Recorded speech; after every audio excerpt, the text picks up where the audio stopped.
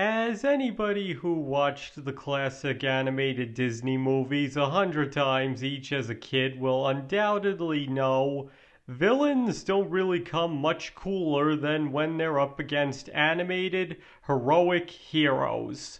Whether it was Maleficent turning into a dragon to fight Prince Philip, Scar battling it out with Simba on top of Pride Rock amidst the flames, or even something more obscure, such as Professor Ratigan tearing apart Basil on the hour hand of Big Ben, there's no denying that for a long time, Disney knew how to make a villain epic. And that awesome and cool factor naturally led to many of them becoming some of the greatest and most beloved villains in not only animation, but in all of cinema. And even when they were trying to deconstruct that sentiment and make a villain so vile that the audience would despise them, it didn't work and they got the same love and praise as their fellow villains. Only in the 2010s did Disney appear to make villains that are genuinely hated by the audience for more than just being the bad guy. And even when at that point it was clear most of the time they wanted you to feel the opposite. And today, I'd like to explore why that is the case. Why were Disney villains always beloved no matter what, even when the writers were trying to make them as hateable as possible? And only in the new millennium did people not care so much for them.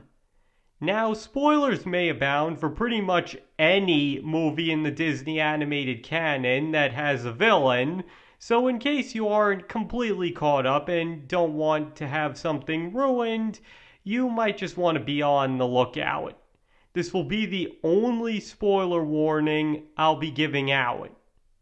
Alright, so to clear up any confusion first, the villain in question that Disney was deliberately trying to make as vile and hated as possible was Judge Claude Frollo from The Hunchback of Notre Dame. The people over at Disney had actually become slightly uncomfortable with just how popular and beloved their recent villains had been, and so tried to make one that was something of a deconstruction of that cool image by not pulling any punches in Frollo's cruelty and monstrous nature, as well as the fact that he actually takes no pleasure in being evil and even believes he's the one in the right. But as I already brought up, all of this was for naught, as Frollo became just as beloved and considered just as cool as the villains that had preceded him, with some even praising him as the greatest villain Disney has ever created. So the obvious question to then ask is, why is that? Why could Disney not seem to create a genuinely hated villain no matter how hard they tried? Well, I think the answer mainly comes down to a few things. First, Frollo is surprisingly realistic compared to most Disney villains. A religious, xenophobic zealot who believes he can do no wrong and that God supports his every twisted thought and action. There were unfortunately way too many people during the Middle Ages that thought exactly the way he does. And I believe this level of realism and the fact that he reflects so many awful people who actually existed makes him very intriguing to some people. But his realism doesn't end there either, because just like so many other evil people in the real world, he believes he's a good man, and his religious beliefs cause him to fear the consequences of sin and going to hell. Again, that's surprisingly on the nose for a kid's movie, and I think it's apt to fascinate people because of that. And, of course, another reason for this is undoubtedly his villain song, where he rather frankly explores his lust as well as his aforementioned fears and beliefs, making it perhaps the most adult and daring villain song in the Disney animated canon. And once again, It's in this scene, especially, where we see that not only does Frollo not want to be evil, but actively fears doing the wrong thing and being sent to hell, as well as the fact that his lust tortures him. Because sure, his lusting after Esmeralda is nothing but bad news for her, but unlike most other Disney movies, it's no picnic or source of enjoyment for him either. And then, of course, there's also the implication that deep down, he knows what he's doing is wrong and secretly hates himself for it, but just can't bring himself to admit it. Again, I'm pretty sure that aspect of him alone has led people to devote hours to thinking about him and what exactly is going on in this man's head. But what's also important to note here is that while he may have all of this realistic complexity to him that many in the real world do, when he's being evil, he's just as fun and charismatic to watch as any classic Disney villain. Seriously, whether he's burning an innocent family's farm down, scaring Quasimodo with nothing but his presence and a few words, or telling Esmeralda point blank to choose him or the fire, you just can't take your eyes away from him. Whenever he's in a scene, he's always the focus of attention, and no matter how evil he's being, you just can't help but be fascinated by him. Even his more vile moments aren't enough to mitigate the feeling of sickening fascination he evokes from the audience. And Tony Jay's perfect performance honestly reflects this really well, going from making it clear that Frollo is both a tortured soul haunted by his demons, but also a completely monstrous sadist who will gladly murder an entire city just to get rid of his feelings for a single woman he inherently despises, all the while making up his own twisted justifications for it. Honestly, if they wanted to make him the truly despised villain they set out to create, then they should have shown his brutal crimes in extreme detail without any sugarcoating to make it clear that there's nothing cool or to be admired about him. But of course, if they did that, then it couldn't be a kids' movie, could it? But there is still one other reason that I believe he became so unintentionally liked and beloved. And I believe it's the one component that's led to the Disney villains of the late 2010s and early 2020s to become much more divisive. The writers never condone his behavior. From the moment he walks on screen, you know this man is bad, and is only punctuated by lines like, "He saw corruption everywhere, except within," referring to people as vermin, killing an innocent woman, almost drowning a baby just for being deformed, and only repenting to save his own soul. And that's all just in the opening scene. To put it another way, at no point do you ever get the impression that this man is anything other than exactly what Culpin claims he is, the monster he believes Quasimodo to be. No matter how righteous or moral he claims he isn't fooling anyone. Even a 5-year-old can tell during his song Hellfire that his building himself up and claiming to be so pure and virtuous is nothing but lies and delusion. And because he is put so squarely in the wrong, it makes it that much easier for the audience to appreciate his other qualities, such as his complexity or charisma. And that's what Disney has been doing wrong. That's the reason villains like Professor Callahan or Narami have become so divisive and hated in ways they aren't supposed to be. Because let me just say, from my experiences as a writer, I've learned that if there's one thing the audience hates, it's a character either being sympathetic or unsympathetic when they're supposed to be the opposite. Or to put it a simpler way, there's few things the audience despises more than the narrative making something a character did out to be bad when they actually did nothing wrong, or a character being treated as in the right by the narrative when they are actually the ones in the wrong. The audience hates that. And that's what they feel Disney has been doing to those aforementioned villains, framing them as somewhat in the right when the audience feels that they're actually in the wrong. I mean, to use those same examples again, it's true, Callahan may have lost his daughter, but does that really justify everything he did, including trying to murder teenagers just because they discovered him? And one thing most people don't bring up, he doesn't learn anything from Hero almost killing him. Don't you think that most people with an ounce of decency in them, like they claim Callahan has, might do some reflecting after that?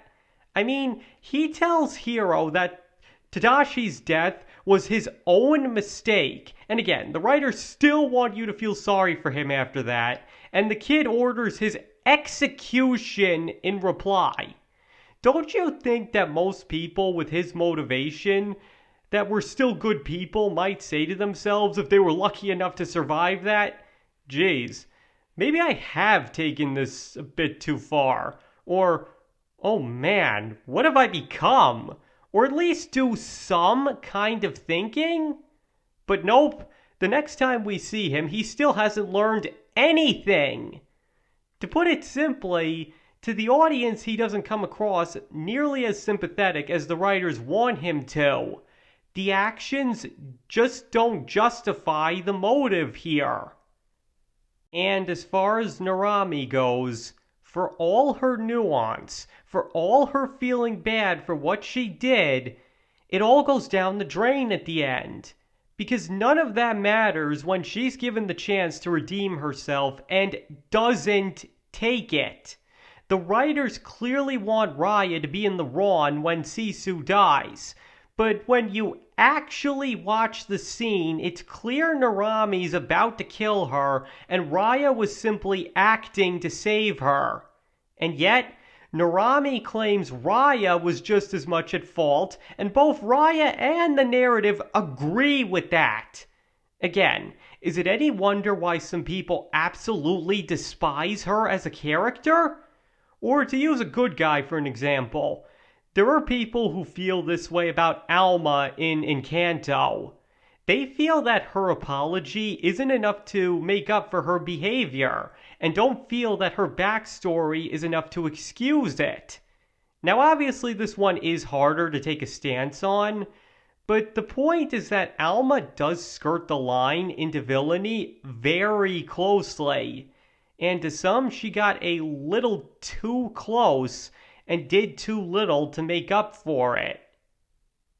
Because as I spoke at length in my video on why the villain is important, and you can find a link in the description, part of the villain's job in any given story is to give a definitive person for the audience to root against.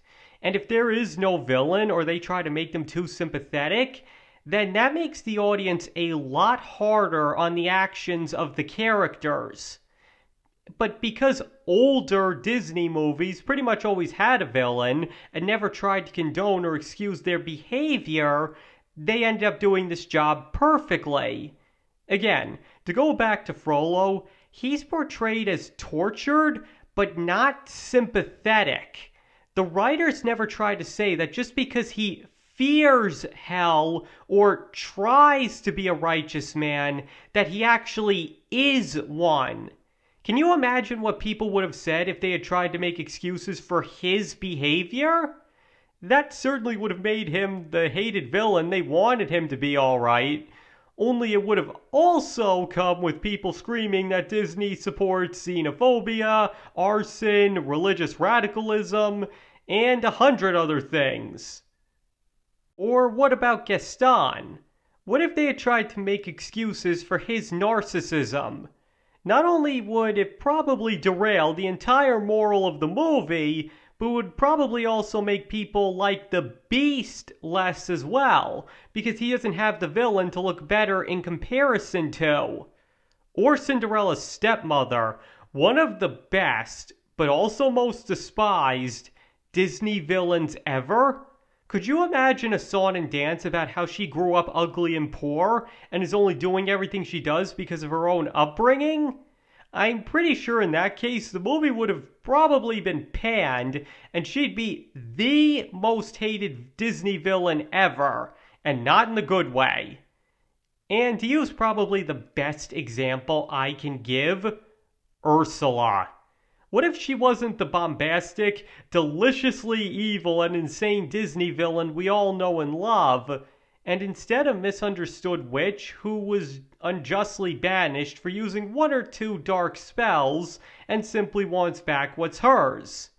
Well, not only would we not have one of the greatest, most beloved Disney villains ever, but it would also reflect badly on Ariel and Triton, because there are already far too many debates about Ariel being selfish or Triton being selfish and taking things too far.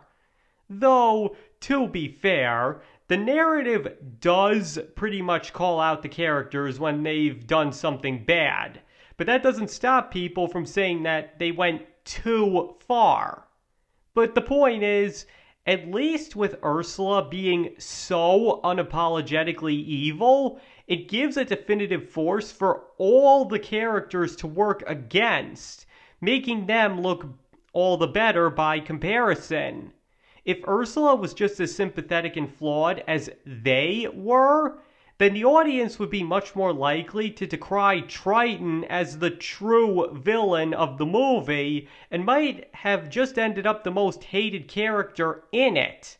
But with the Ursula we do have, she takes at least some of that crucial pressure off of him. And if you notice, one of the Disney villains from that era I brought up that is much more liked is Tamatoa from Moana. And you also notice that he's one of the few villains from that same era the writers didn't try to make excuses for. He's portrayed as simply a bombastic, charismatic, materialistic narcissist, and some people love him for it, to the point that many wished he was the actual villain of the movie. And I do believe a major reason for this is because unlike his competition, the writers aren't trying to make him sympathetic or condone his behavior in any way. And I think the same is true when it comes to Hans. Sure, he's divisive for his own reasons, but Disney did actually manage to make a good villain that is absolutely despised. And yes, I do believe he's well written, but I won't get into that here. And that hatred mainly comes from the audience feeling so betrayed by his character, basically more or less evoking the feeling the writers of Frollo were trying to create.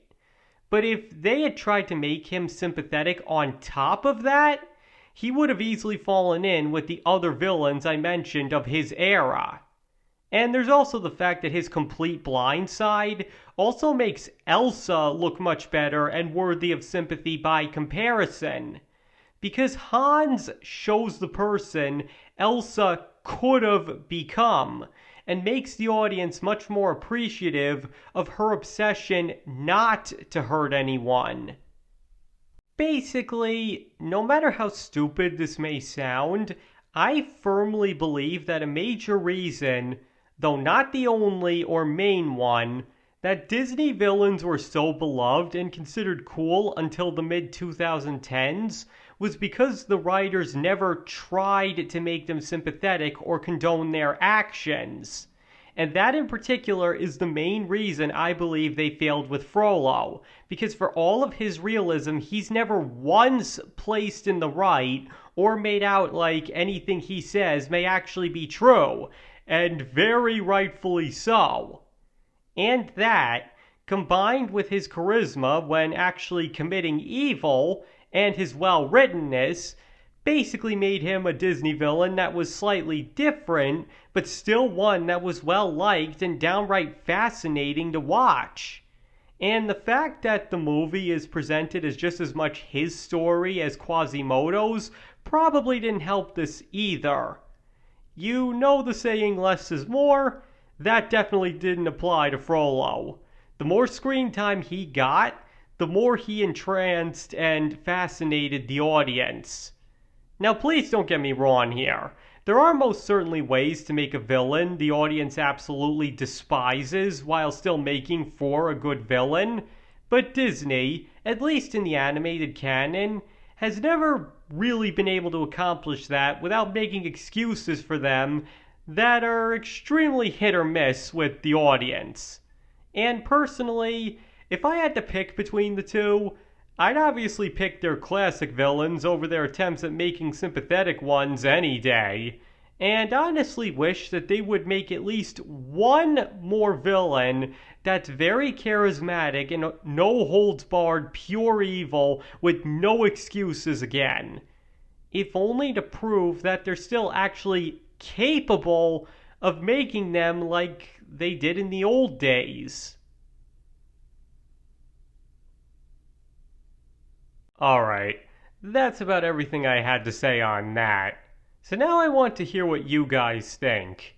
Do you believe a major reason older Disney villains aren't hated, no matter how much the writers wanted them to be, is because they didn't try to condone their actions, and that's why the villains of the late 2010s have become a lot more divisive?